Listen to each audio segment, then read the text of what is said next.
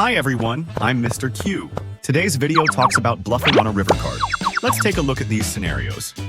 For some people, bluffing on the river with a big pot is what makes poker fun. For others, in fact, many times it's a deliberate attempt to avoid this situation. It's a very difficult decision to deliberately not make.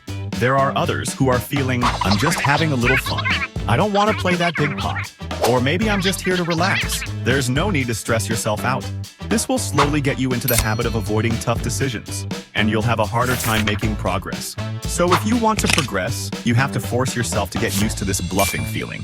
Have to practice and get used to making tough decisions on the river. Nervous and scared a lot at first, even got caught more often.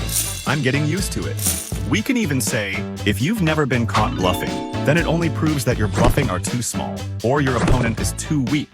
That doesn't prove you're good at all. We often see the kind of bluffs that the world's best players get caught bluffing on the river, but we also see that they can get value on the river that no one else can. Just be sure to get the frequency right. Some players actually know in their own minds, if you play, your opponent may fold. But I just can't get over the fear of being caught. Most people still tend to take their stronger cards, at least a top pair to catch bluffing.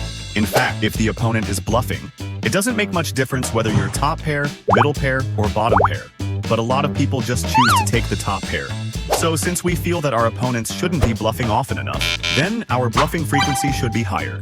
These can be proved by counting EVs. In addition to counting EV, one can also decide whether to bluff or not from the perspective of blocking cards. In the long run, knowing how to bluff with blocking cards is a very useful technique. Makes you a tougher opponent. Having a higher EV. To summarize in the end, when we choose to bluff, you can choose whether or not to bluff by calculating the EV and blocking cards. I hope everyone can adjust their strategy with this video, increase the frequency of bluffing and catching bluffing. We'll see you next time.